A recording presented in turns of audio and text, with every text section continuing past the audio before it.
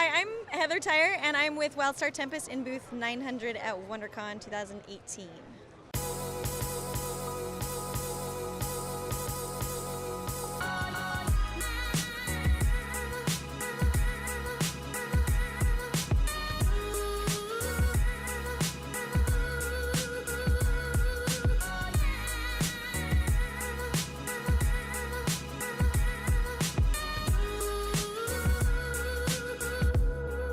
I would consider my style as classical realism, and so I spread that over the fantasy genre, as well as stuff from Equine all the way to Disney character remakes. Most of my stuff, even though it's fantastical, is more symbolic than anything, so there's a lot of stories behind every painting you're looking at. I love doing what I do because I get to take a little bit of the real world and tweak it. That's what I started out as, a wildlife artist, so I started out doing things literally the way you see them right now, and delving into the fantasy has been a lot of fun because I get to take all of the knowledge of anatomy, real life stuff, and completely turn it right upside down and make it into something entirely new and fantastical. It's loads of fun to create.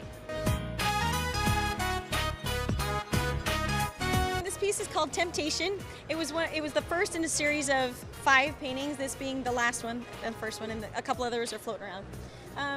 It's called Temptation, and this is one of those symbolic pieces that was very meaningful to me because it was some stuff I was going through at the time. The dragon here represents the temptation, and while temptations usually has a negative connotation, sometimes I intended it not necessarily to be negative, because sometimes good things can be a temptation that you really shouldn't be doing, but you're tempted to do them. Anyway, so that's what this dragon here represents, and you can see surrounding this angel here, which is not really technically an angel, because it's symbolic, but he's got his eye on her. Even his tail is kind of like thinking about every way he can possibly get at her. And even in the midst of all of this going on around, she's sounding confident. She knows who she is and what she's about, and she's not afraid because she's aware. And she has her sword of truth and her shield of faith, her crown of virtue. She has this red sash, which represents the sacrifice that she's willing to put forth to overcome this temptation. The wings here represent the grace of God. I'm a spiritual religious person, so this here, that higher power is willing to protect you in the midst of that temptation or that trial, whatever it is. And then she's standing on this solid rock. She's based in reality. She's strong and willing to stand in the face of all of this and take it head on. This was a lot of fun. It took me 3.5 months to paint this painting, and there's a lot to it. When I first started, I knew I wanted to do Alice because the film is so full of all kinds of creativity. That's just right up my alley. So when I started, I watched the film multiple times. I went back and read the original text from Lewis Carroll to get a lot more depth in the painting than just taking it face value from the film.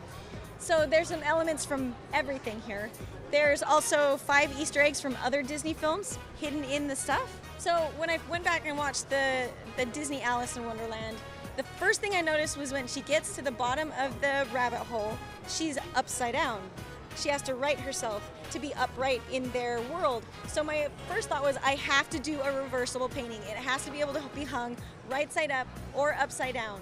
And it actually does. It has hardware on both sides. You can flip it either way. In fact, I've signed it on both sides too. So that was my first idea. Now, throwing together this composition to make it work was quite a challenge, to get all the elements in there and make them work with perspective and all that was not easy, but loads of fun. So we'll start up here. This is, of course, she's fallen down the hole, and I love the chairs, the tea table, and of course she falls off of a chair as she's falling too. So I went looking for Victorian chairs that would fit the era, and I wanted to put the flamingos in as the croquet mallets, but it was getting a little chaotic with my idea.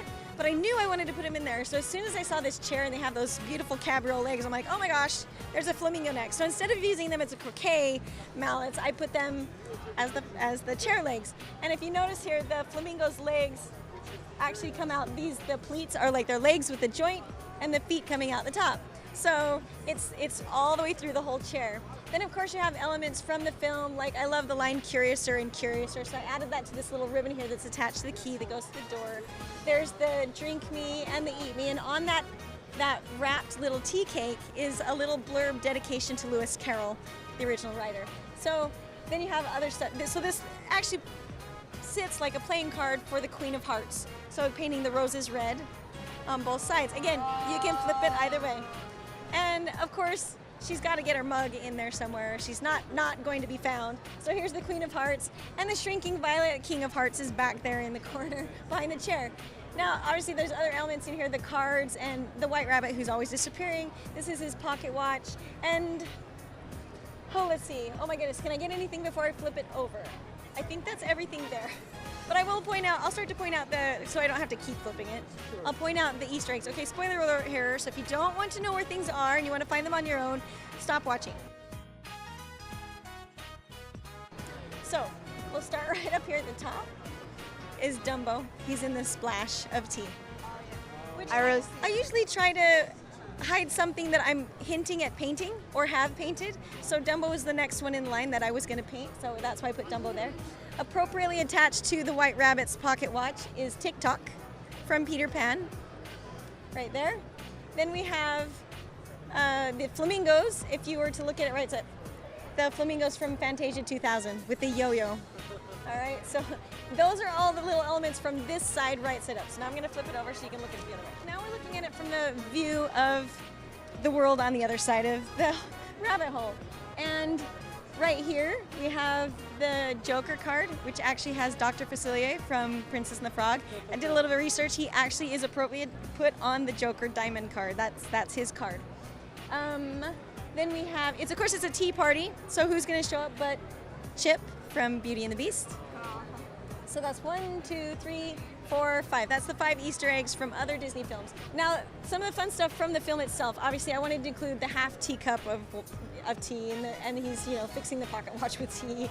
And one of the main characters you cannot do without, obviously, and I didn't quite know how to fit him in until it all kind of came together in the composition, is the Cheshire Cat.